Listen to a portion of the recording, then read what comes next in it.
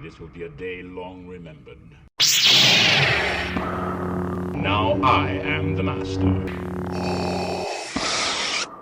Welcome to another episode of Legends and Theories. This is my review for Zack Snyder's Justice League, or as it's more commonly known, the Snyder Cut.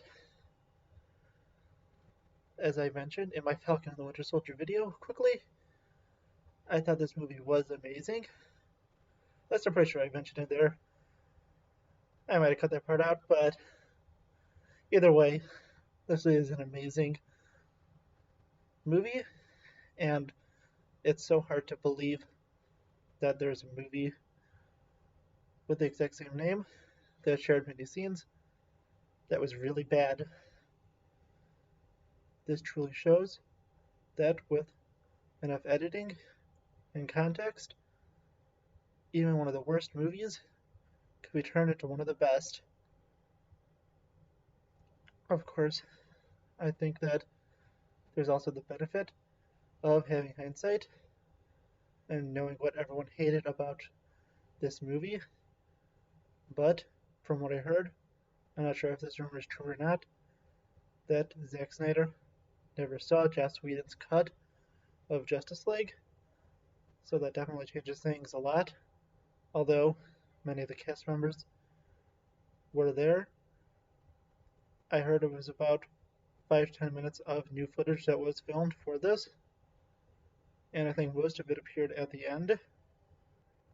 So basically, almost none of the film was changed, and this was all intentionally what Zack Snyder planned to release back in, 2017 or 2018? I really don't remember because I think I saw that Justice League movie once when it was in theaters, and I didn't see it really again. So I might watch it again just to see how much they messed up on that and compare it to this one. But yeah, basically, I can't believe that this was originally the movie. And then they thought, nah, let's cut all the good stuff up and make it really bad. Of course, I can't keep saying how much I love this movie. And as a DC fan, I really am more of a DC fan than Marvel. Although I've been enjoying Marvel content more recently because of how DC movies and stuff, well, really movies, haven't been as good. I think DC basically triumphs Marvel in everything but movies, at least until recently, with films like Joker, the Snyder Cut, and more. Definitely it does it better. And of course, I always love DC animated movies, where we get 3 or 4 a year, based on different comics and original stories. While with Marvel, I think there's like 3 or 4 of those movies that are mainly based on comic books, or are just longer versions of an episodes from animated series. Of course, animated series are always better with DC. I am watching the X-Men series right now for Marvel, but I definitely have enjoyed more DC content, and that's why I'm really glad that Justice League was good, at least the Snyder cut of it, because I am a bigger DC fan, and like it more that we have finally got something really good from DC that now stands a very good chance of competing against the MCU. One of the greatest things about this movie is how basically everyone is a completely different character, besides possibly the Flash from the original version of it. Well, it's not really the original one to be released under Joss Whedon, since technically this is the original cut. I just mean the original one released. So that's kind of crazy to think about it, that the original one to be released had almost every character being completely different and far more Marvel-like, and this one was a very dark and rated R version of almost every character, and the only one that even resembles the one from Justice League is the Flash. And of course, that's not even the same, because in the Justice League movie, the older one, of course, the Flash is very unconfident in his abilities and doesn't even know how to fight, and needs to be get lots of pep talks and stuff. And this one is more confident in his abilities and actually does something, which is something I never really noticed in the original one, probably because I only watched it once, is that Superman really does everything in the final fight, and everyone else is just kind of there. And this is more of a Superman movie than anything else. But in this one, I definitely like how everyone had their own part to play in the fight, and it's great that they were all being useful. And one of the worst parts of the original cut is that there was almost no introduction or backstory for many of the characters, and you have to learn that basically through other movies and evolve them from at least that point. The only one we learned of is Aquaman, and most of the movie was set after this movie, so we really knew almost nothing about them in that original one by Joss Whedon. And again, I mean original as in the original one to be released. But in this one, it's definitely a lot more interesting, and it makes a lot more sense for them to have all these introductions and very basic versions of the backstory. Although we don't know everything, and some of that is saved for the solo movies, we understand enough to know for each character. Like, for example, we don't know how Barry got his speed, but again, that doesn't matter as much for at least this story, because we know that he has the powers, and we know some of the important stuff is his father is in prison for killing his mother, and he didn't do that. And those are things I think we really do need to know. And of course that he wants to get a job in forensic science to try to prove his father innocent. And I think that that's something we really need to remember, that we need to know the basics of them, at least for this movie, but it would have been better if they had their own solo movies before.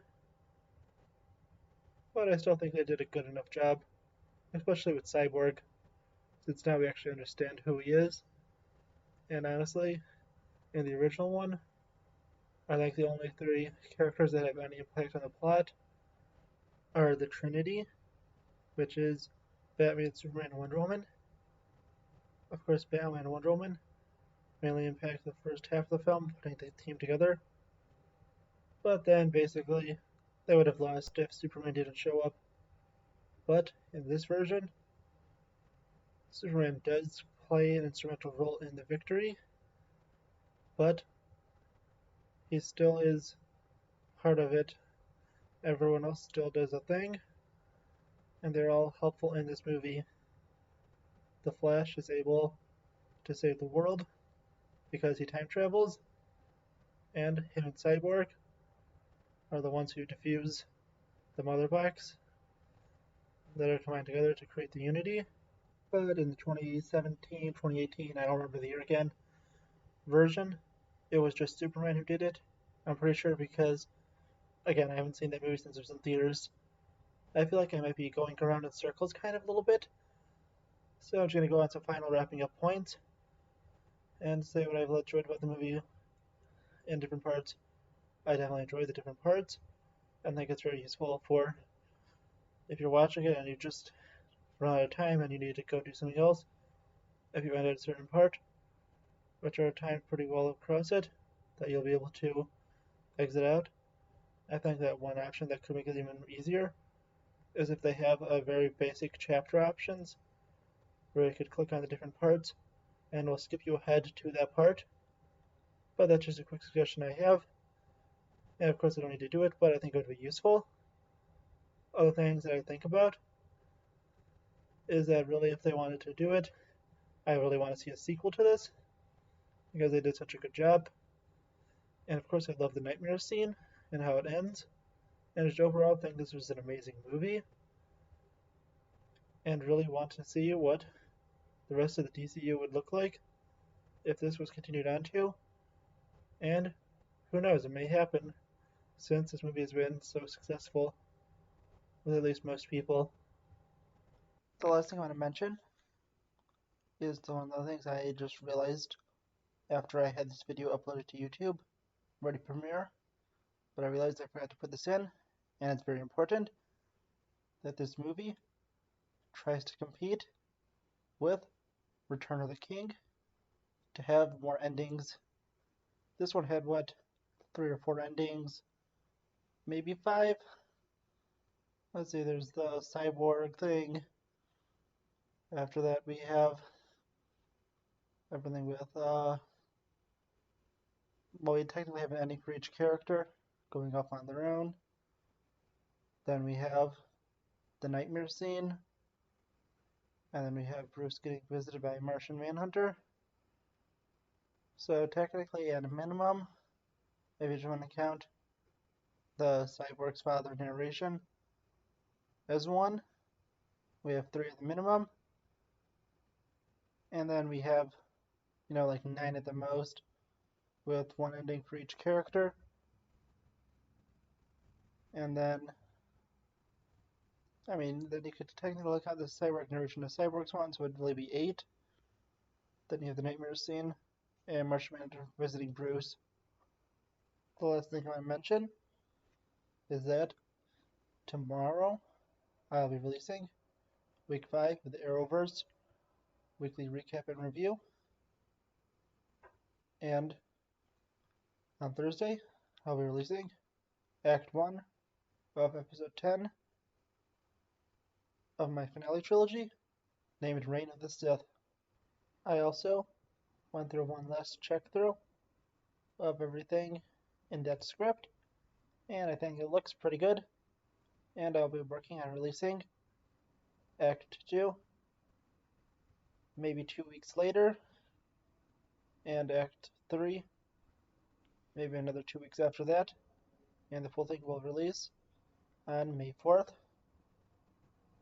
with full editing, because my plan right now is to release each of them with only Battlefront footage in the background, and release the full thing on May 4th, fully edited, so I can get the story out as fast as possible. I will also be including a Google poll at the end of my Reign of the Sith video. I will explain it more in that video. I just wanted to mention it quickly to look out for that. I'll try to fill it out, since I can't do YouTube polls because my channel is not big enough yet. Thank you for watching this episode of Legends and Theories. Please like the video, leave some comments, subscribe to the channel, and share it with your friends, and may the Force be with you.